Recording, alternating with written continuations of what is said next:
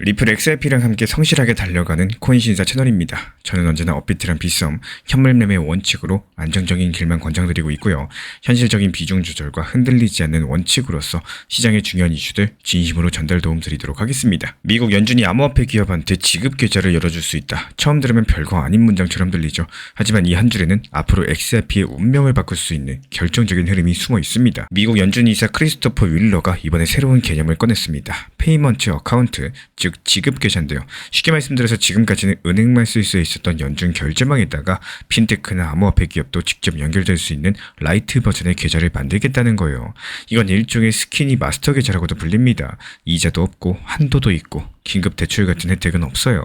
하지만 연준 결제망에 직접 닿을 수 있다는 것 자체가 혁명적입니다. 지금까지 암호화폐 기업은 은행을 거쳐야 됐었죠.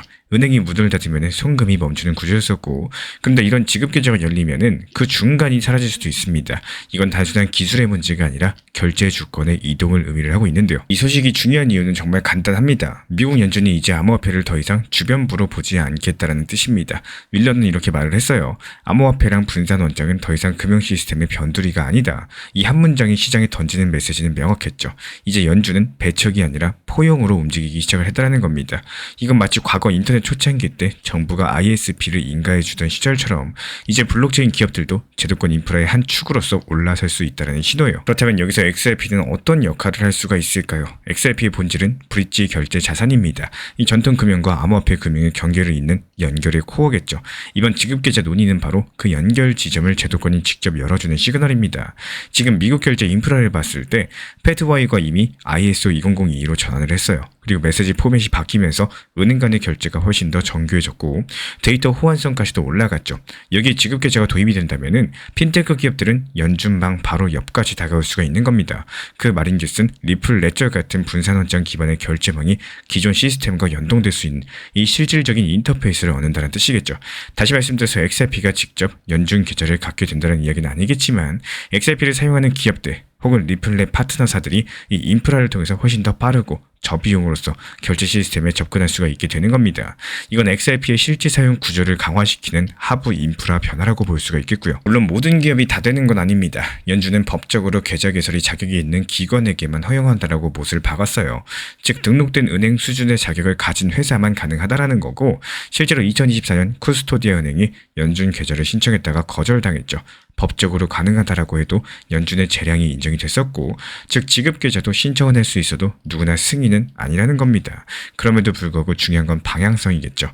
연준이 공식적으로 이런 계좌를 검토한다라고 밝힌 것 자체가 제도권 편입의 시동을 건 거라는 거고, 이게 마치 CBDC는 우리가 직접 만들지 않지만 민간이 운영하는 결제 인프라는 지원하겠다, 이런 선언처럼 들릴 수밖에 없는 겁니다. 그리고 이런 뉴스가 시장에 던지는 첫 번째 파장은 기대감이겠습니다. 이 투자자들은 이제 연준이 암호화폐를 인정하기 시작했다라고 느끼겠죠. 특히 결제 기반 코인들, XRP나 XLM 같은 프로젝트에는 긍정적인 자극이 될 수가 있는 거고, 하지만 중요한 건 기대랑 실현 사이의 거리입니다. 이건 아직까지 프로토타입이에요. 지금 당장 XRP 가격이 급등할 이유는 없겠지만 정책 기대감이 형성되면은 그때부터 시장은 미래를 선반영하게 되는 겁니다.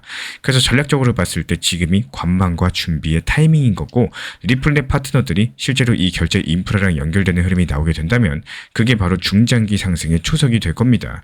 지금은 기대감에서 실현의 사이예요. 즉 포지션을 다듬고 멘탈을 고정해야 되는 구간이겠죠. 이런 모든 흐름을 조금 더 깊게 보면은 연준은 지금 CBDC 대신에 민간 결제 생태계랑 손을 잡는 쪽으로 방향을 튼 겁니다. 즉 직접 발행보다는 결제 인프라 허용에 초점을 둔 거라는 거고, 그 말은 XRP 같은 민간 결제 네트워크가 제도권과 협력할 여지가 커진다는 뜻이에요. 리플이 이미 ISO 2002 표준 멤버입니다. 그리고 RLUSD 같은 스테이블코인을 통해서 달러 결제 시스템 안으로 스며들고 있죠. 이런 흐름들이 연준의 지급 계좌 검토랑 맞물린다? 그러면 XRP는 제도권 결제 백엔드라는 이 스토리가 점점 더 현실로 다가오게 되는 겁니다. 물론 여기서 낙관만 할 수는 없어요. 이자 미지급, 전액 상환, 그리고 긴급대출 불가까지도 이 지급 계좌는 본질적으로 제한된 접근입니다. 또 연준 같은 경우는 리스크 평가 권한을 각 지역 연준에 넘겼었죠. 실제 승인까지는 지역별 재량이 적용을 할 거예요. 하지만 여기서 중요한 건요, 이제 가능성의 문이 열렸다는 사실, 이전에는 아예 논의조차도 없었는데 이제는 공식 회의장에서 암호화폐는 금융 시스템의 일부라는 말이 나오고 있습니다. 이건 절대로 가볍게 볼 이슈가 아니다라고 말씀을 드리는 거고, 우리 신사 채널에서 항상 강조드리는 내용은 가격보다 중요한 건 구조의 방향성이라는 사실이에요. 이번 이슈가 그 구조가 어디로 가고 있는지를 아주 명확하게 보여주고 있습니다.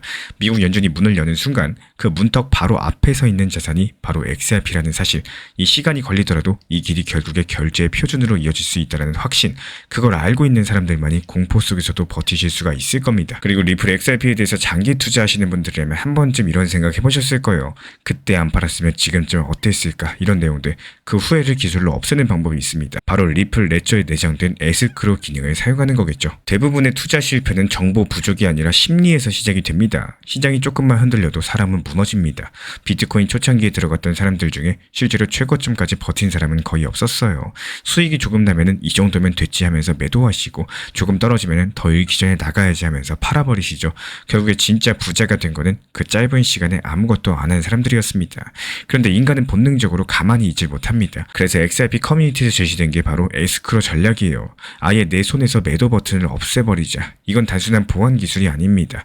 자신의 심리를 설계하는 장치라는 거고, 리플 레저에는 기본적으로 조건부 결제 시스템이 들어 있습니다. 이게 바로 에스크로죠. 쉽게 말씀드려서 XRP를 특정 조건이 충족될 때까지는 묶어두는 기능이에요. 조건은 두 가지 방식으로 걸 수가 있습니다. 한 개는 시간이고 한 개는 암호화된 조건입니다. 이 시간형은 간단합니다. 예를 들어가지고 2030년 1월 1일 이후에만 출금 가능하다, 이렇게 걸어두시면은 그 날이 오기 전엔 누구도, 심지어 본인도 그 XRP를 움직일 수가 없습니다. 그리고 또 한 개는 조건형이에요. 이건 암호화된 코드나 서명 조건을 걸어두는 방식인데, 패밀리 계정이나 신탁 구조, 멀티시그랑 결합해서 정해진 사람만 정해진 조건에서 해제할 수 있도록 설계할 수가 있겠죠. 그리고 캔슬 애프터라는 안전장치도 있습니다. 정해둔 기한까지 아무도 풀지 않으면은 그 이후엔 보낸 사람이 다시 회수할 수 있도록 하는 기능이에요. 결국에 시간, 그리고 조건, 안전장치는 이 3박자가 완성되는 구조입니다. 먼저 완전 잔금형입니다. 예를 들어가지고 전체 보유량의 40%를 2030년까지 출금 불가로 설정을 합니다. 이건 진짜 장기 투자자에게 맞는 거고, 심리적으로 완벽한 방패를 주죠. 그리고 사다리형입니다. 27년, 그리고 29년, 31년 이렇게 여러 개의 에스크로를 만들어서 일정 시점마다 일부만 해제되게 하는 거예요. 이건 현실적인 방식인데 급등장 때 일부만 익절하고 나머지는 계속 보유가 가능하겠죠. 마지막으로 혼합형 같은 경우는 핵심 물량은 시간형으로 묶어버리고 나머지는 조건형으로서 가족이나 신탁 계정에 연결을 합니다. 이게 단순하게 투자 전략을 넘어서 자산 설계에 가깝다라는 거고, 실제 고액 투자자들은 이렇게 보관을 하고 있어요. 그리고 방법은 생각보다 간단합니다. 샤먼 지갑 어플을 열고 에스크로 크리에이터 X 어플을 실행을 하세요. 날짜 입력하고 목적지 주소를 본인 계정으로 넣으시면은 셀프 에스크로가 완성이 됩니다. 그리고 또는 리플 레저 툴킷이라는 웹툴에서 피니시 애프터 날짜만 지정하셔도 바로 적용이 되는데요. 이거는 중개자도 없고 거래소도 끼지가 않습니다. 리플 원장 안에서 직접 움직이는 거기 때문에, 단 여기서 조심하셔야 되는 거는 에스크로를 하나 만들면은 계정당 2XRP씩 리저브가 묶이게 됩니다. 이 사다리형으로서 여러 개 만들면 그만큼 더 많이 잡히겠죠. 그리고 날짜 설정은 신중하셔야 돼요. 이 피니시 애프터 전에는 절대로 해제가 안 되기 때문에 캔슬 애프터가 없으면 실수로 회수까지도 불가능합니다.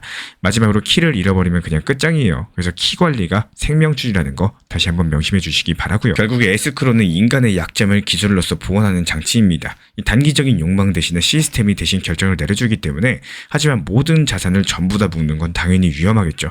세상은 언제나 변하고요. 시장도 예외가 아니기 때문에 저는 이렇게 추천드립니다. 핵심 물량 40%는 중장기 에스크로, 30%는 사다리형으로서 단기 해제, 나머지 30%는 유동성 유지용으로서 이렇게 3단 구조로 나누면은 투자 심리도 안정되고 전략도 유연하게 쓸 수가 있겠죠. 우리는 늘 시장을 두려워해요. 가격이 오르면 불안해하고요. 떨어지면 더 불안하죠. 그 불안을 없애는 건 정보도 운도 아닙니다. 바로 설정입니다. 에스크로가 그 설정의 기술적인 완성판인 거고, 지금의 나는 감정적일 수 있어도 2030년의 나는 아마도 그 결정을 고마워하게 될 겁니다. XRP 투자, 결국은 신념을 시스템으로 바꾸는 싸움이기 때문에 리플 레저는 그걸 이미 가능하게 만들었다라는 거. 이 공포는 버튼 하나에서 시작되지만 미래는 그 버튼을 지워버리는 순간부터 만들어진다는 거 반드시 기억해 주시기 바랍니다. 리플 XRP랑 관련된 모든 흐름들 우리 신사 채널 차원에서 모니터링 중에 있고요. 이에 따른 단기 반등 타점에서 빠르게 실시간 브리핑 도움 드리고 있기 때문에 우리 신사 채널 구독해 주신 분들 중에서 실시간 커뮤니티방 입장 원하시는 분들 현재 보이는 번호로 문자 신청 주시면 입장 도움 드리도록 하겠습니다. 우리 구독자분들 분들께서 지금 같은 시장에서 기억해 주셨으면 한 가지는요. 리플이 오르기 전에는 이미 준비가 끝난 사람만이 다음 상승에서 진짜 수익을 만든다는 점입니다. 이게 단순한 투자 문장이 아니라 시장을 오래 지켜본 사람들이 공통으로 깨닫는 진리 같은 말이에요. 리플이 당장 10,000원, 50,000원까지는 상승할 수 있는 그림을 상상하시는 분들이 많이 계시지만 현실은 조금 다릅니다. 이 시장이 그렇게 급하게 움직이지 않기 때문에 진짜 중요한 건 지금처럼 조용하고 답답한 이 중간의 시간, 이런 것들을 어떻게 보낼 수 있느냐가 핵심이에요. 이 많은 분들께서 상승장이 와야지만 움직입니다. 근데 이미 그때는 늦은 경우가 많다라는 거. 오르기 전에 조용할 때, 그때가 바로 준비의 시간입니다. 이 구간은 그냥 기다림의 시간이 아니라 평균 단가 다듬고 비중 조절하고 내 원칙을 점검하는 시간이에요. 예를 들어볼게요. 다시 한번 리플이 4,900원까지 올라온다라고 가정해 보겠습니다. 그때 단순하게 높은 단가로 버티기만 한 사람들은요. 가격이 회복돼도 수익은 커지지 않습니다. 왜냐하면 수익률은 돌아오지만 기회는 이미 지나가 버렸기 때문에, 반면에 어떤 한 사람은 이 시간 동안 꾸준히 매집하고 눌림목마다 평균 단가 낮추고 고점에서 조금씩 익절하시면서 다시 내려오면서 담고 자신만의 리듬을 만들어 나가십니다. 이 두 사람의 결과는 결국에 완전히 달라질 수밖에 없어요. 적어도 이 시장이라는 건요. 화려한 상승보다는 그 전에 조용한 준비 시간에서 승패가 갈리게 되는 겁니다. 지금은 단순하게 버티는 시간이 아니에요. 다음 상승을 설계하는 시간. 그리고 이 시기를 허투루 보내지 않으시고 매일매일 조금씩 다듬고 준비해 두신다면은 리플이 다시 상승할 때 그 주인공은 아마 우리 구독자분이 되실 겁니다. 지금 시점 코인 시장 흐름을 정확하게 정의 드리자면요. 비트코인을 보시면 정답이 나옵니다. 차트 볼게요. 빗각 아래에서 힘이 없이 그냥 바닥만 지켜주고 있는 상황이죠. 신규 매수세가 없이 그냥 바닥에서 개인들 물량을 기관이랑 골들이 뺏어가고 있는 상황입니다. 그리고 여기에 대해서는 리플 XRP도 마찬가지예요. 상승할 듯 말 듯 하면서 추가 상승 없이 단순하게 3,900원 선, 4,800원 선 이 박스권 안에서 가격이 등락폭을 보여주고 있는 모습이기 때문에 우리 신사 채널 차원에서 이런 것들 간파하고 있었고, 지난 3,850원 선에서 저점에서 물량 추가 매수했었죠. 추가 비중 늘려놓은 상황입니다. 그리고 실제로 리플 전용 커뮤니티 통해 가지고 1차 신규 분할 매도 타점까지도 미리 공지 들어놓은 상황입니다. 종합적으로 봤을 때 지금 시장은 비트코인 상승보다는 바닥을 다져주면서 개인들 물량을 뺏어가는 모습이고요. 또 단기 수익에 목이 마른 개인들이 비트코인을 매도하고 알트코인 단타 장세가 시작이 되고 있다는 겁니다. 실제로 지금 보시는 차트는 비트코인 도미넌스 지표인데요. 전체 암호화폐 시장 대비했을 때 비트코인이 차지하는 비중이 줄어들고 있다는 거, 이게 차트로 바로 보이실 겁니다. 반대로 알트코인 도미넌스 차트는 어떻죠? 바닥을 다지고 이제서야 비중이 커지는 모습이죠. 그렇다면 이 말은 무슨 말이냐? 지금부터는 비트코인에 대한 개인들의 물량을 세력들이 가져가기 위해서 본격적인 알트 장세가 나올 거라는 거고, 개인들이 비트코인을 팔고 알트를 사게끔 장세가 연출되고 나서 알트들이 고점까지 상승하면 어떻게 될까요? 다시 비트코인이 상승하기 시작할 것으로 예상을 해볼 수가 있겠죠. 이런 시장 흐름들 미리 간파를 했기 때문에 신사 채널에서 운영하고 있는 단기 타점 방통에서 여러가지 알트코인들로 수익을 내드리고 있는 상황입니다. 특히 지금 시장에서 주목하셔야 되는 거는 이더리움이 꺾였다라고는 하지만요. 그럼에도 불구하고 여전히 강력한 거는 이더리움 계열의 알트코인들입니다.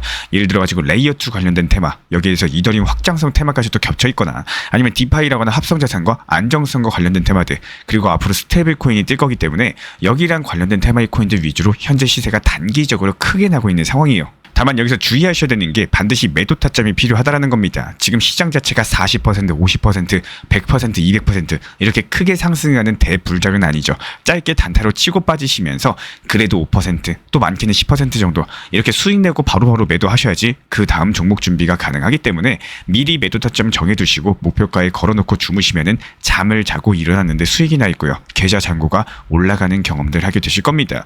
그리고 한 가지 더 참고하셔야 되는 점은요. 내가 걸어둔 매도 타점이 체결됐다는 것은 무슨 뜻일까요? 시장이 상승했으니까 체결됐다는 뜻인 겁니다. 그렇다면 여기에서의 후속 판단 자체가 상당히 중요한데, 여기서 후속 테마코인을 다시 매수를 할 건지 아니면은 현금 비중을 보유할지 이 부분을 결정을 하셔야 됩니다. 시장이 추가 상승이 예상된다면은 당연히 후속 매수 타점으로서 바로 진입하셔도 되겠죠. 하지만 저희 신사채널에서는 그러지 않습니다. 무조건 시장을 냉정하게 바라보면서 진입을 하게 되기 때문에 종목 한 개 수익 실현됐다라고 해서 매번 똑같이 후속 타점 종목 드리는 게 아니라, 시장이 오히려 꺾인다라고 판단되는 경우에는 그대로 그냥 현금 비중 보유하시도록 하시면서요. 시장이 다시 눌렸고 다시 충분히 하락했을 때까지 기다렸다가 저점에서 다시 매수 타점 드리고 있습니다.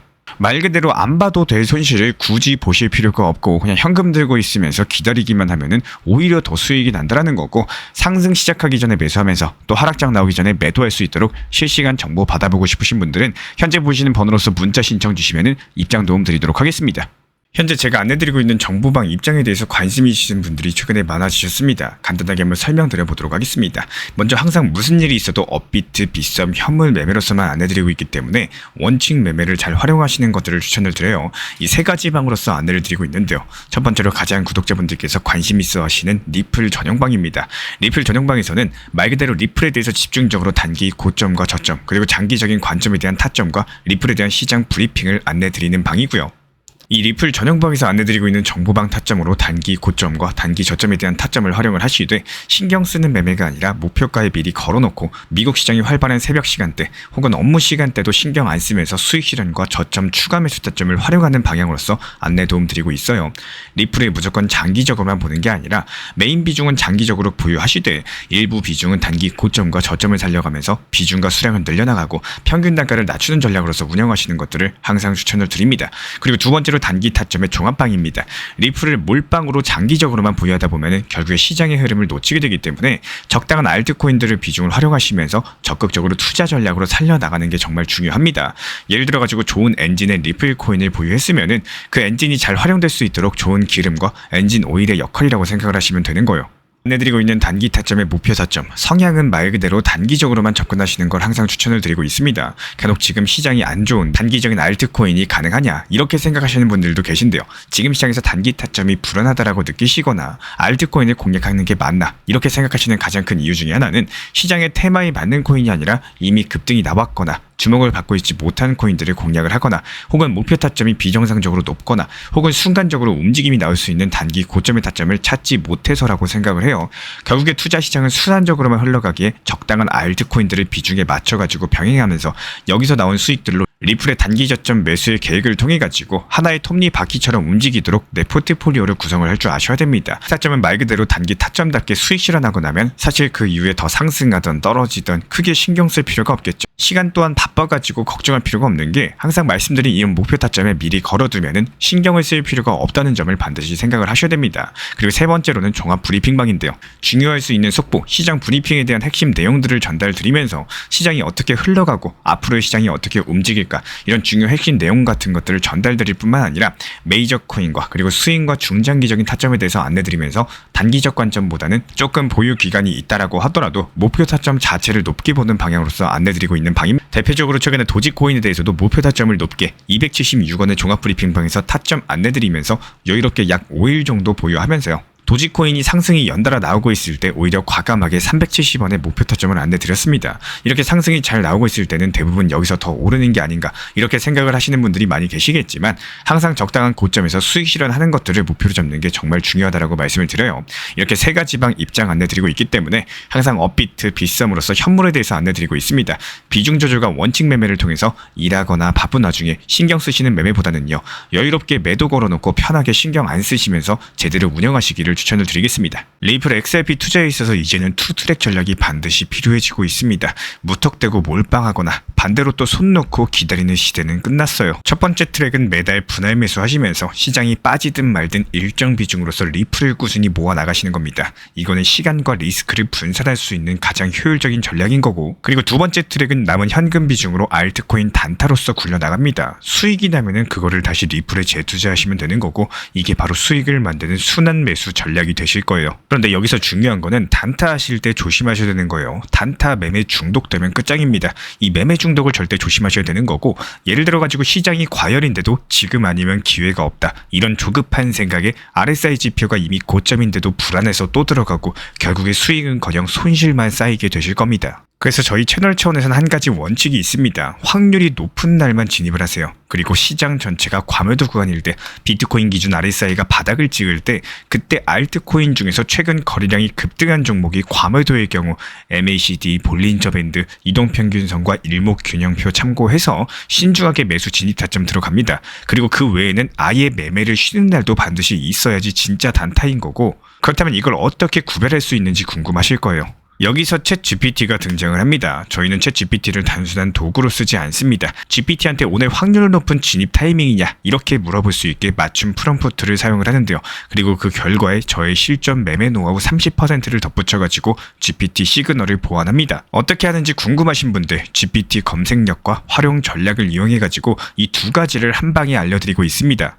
현재 보이시는 번호로서 리플 단타라고 문자 남겨주세요. 지금 이 영상 보신 분들에게만 오픈합니다. 그냥 GPT 쓰는 법이 아니라 투자로 연결되는 GPT 사용법 지금 바로 알려드리도록 하겠습니다. 제가 안내해드리고 있는 코인신사 채널 멤버십 전용방에 대해서 짧게 설명드려 보도록 하겠습니다. 리플, 암호화폐 시장에 대한 중요한 이슈, 그리고 브리핑이나 시장의 흐름에 대한 전문적인 분석 내용 설명과 함께 차트상의 기술적 분석, 온체인 지표와 투자 심리에 대한 내용들을 같이 안내 도움드리고 있고, 가장 중요한 투자 심리를 컨트롤하기 위해서 포트폴리오의 구성에 대한 노하우, 투자 심리 컨트롤에 대한 내용도 같이 안내드리고 있습니다. 코인신사 스터디 멤버십 가입하신 분들께서는 아래 번호 혹은 신청 링크 통해서 남겨주시면 제가 연락드리고 있고, 안내 설명과 함께 신사 채널 리플 전용 멤버십 방에도 입장 안내 설명드리고 있습니다.